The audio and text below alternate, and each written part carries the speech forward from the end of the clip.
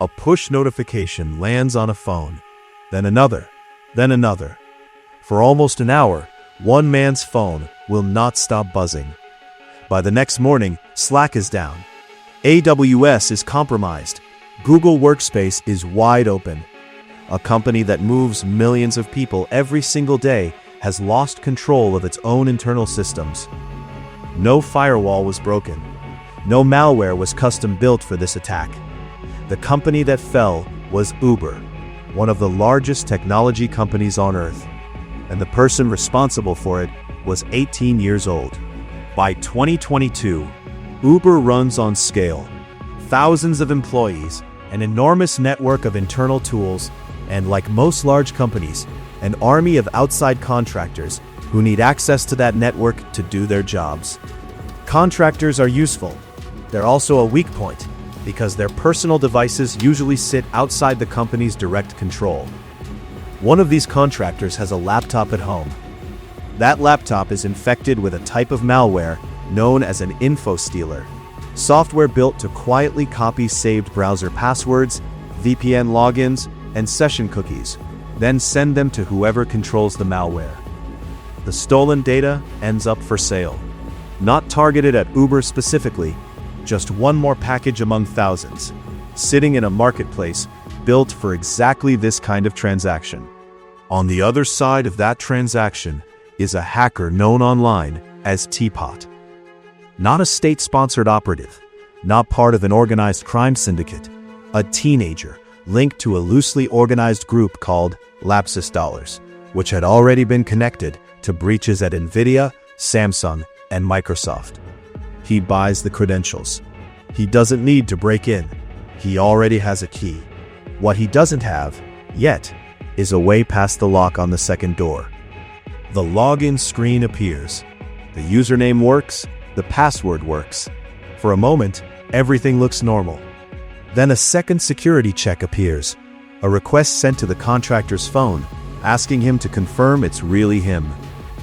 This is multi-factor authentication, a system designed specifically to stop stolen passwords from being enough on their own. The contractor doesn't approve it, so the request is sent again and again. The phone buzzes, a notification appears, then disappears when it's ignored. Then another arrives.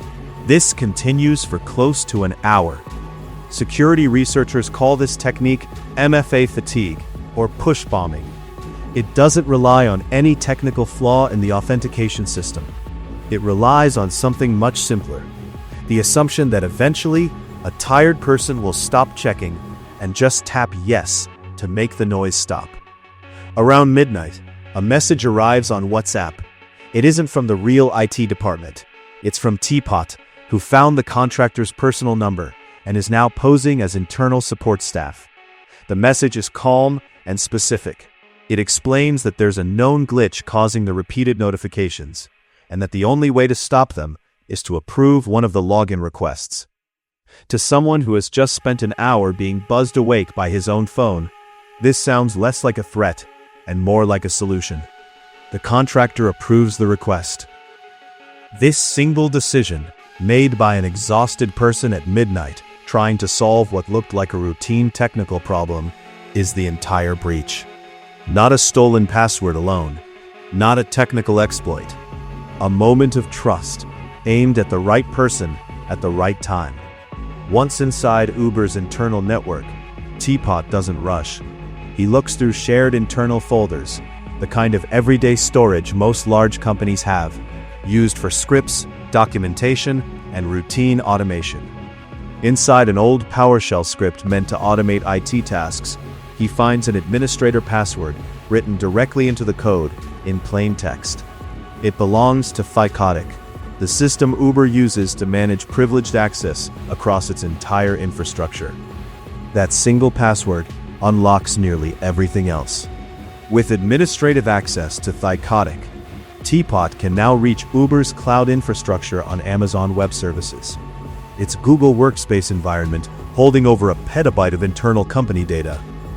And Sentinel-1, the exact security platform meant to detect an intruder like him. He also gains access to HackerOne, the platform where security researchers privately report vulnerabilities to Uber before they're fixed. In effect, he now has a list of the company's known weaknesses, compiled by Uber's own security researchers. Instead of working quietly, he does something unusual.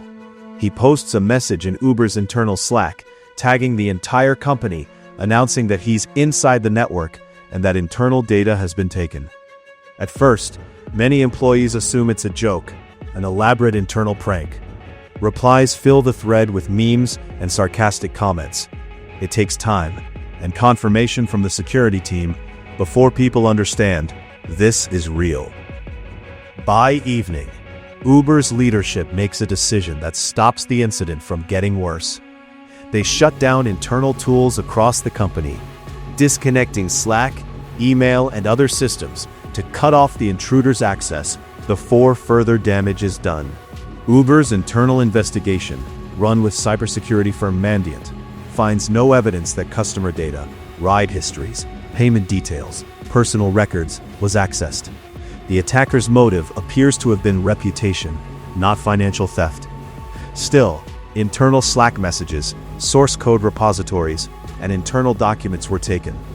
Weeks later, Teapot, real name Arion Kurtaj, is already known to investigators, having been linked to earlier breaches at other companies. Placed under supervision and barred by court order from using computers or the internet, he's staying in a budget hotel room. The room has a television connected to an Amazon Fire TV stick, along with a phone and a keyboard. Using this setup and the hotel's Wi-Fi, he accesses systems belonging to Rockstar Games and leaks unreleased development footage from Grand Theft Auto 6. Police locate and raid the hotel room shortly after. In court, medical evaluations find that Kurtaj, who has severe autism, is unfit to stand trial in the traditional sense. A jury is instead asked to determine only whether he carried out the actions in question. They find that he did. In December 2023, he's ordered into an indefinite stay in a secure hospital. Not a fixed prison sentence, but supervision that continues until medical professionals determine he's no longer a risk to others. What makes this case worth remembering isn't the sophistication of the attack. It's the opposite. Almost none of it required advanced technical skill. A stolen password, a flood of notifications, and one convincing message sent at the right moment. That was enough to move through one of the world's largest technology companies. Multi-factor authentication is still one of the strongest defenses available. But it depends on people making the right call under pressure, often late at night, often while confused. Systems that send a simple approve or deny request with no additional verification leave that decision open to exactly this kind of manipulation. Since this incident, many companies, Uber included, have moved toward number-matching authentication, where a user has to enter a specific code shown on their screen rather than simply tapping approve.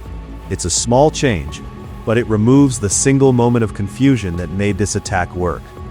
The larger lesson applies beyond corporate security teams.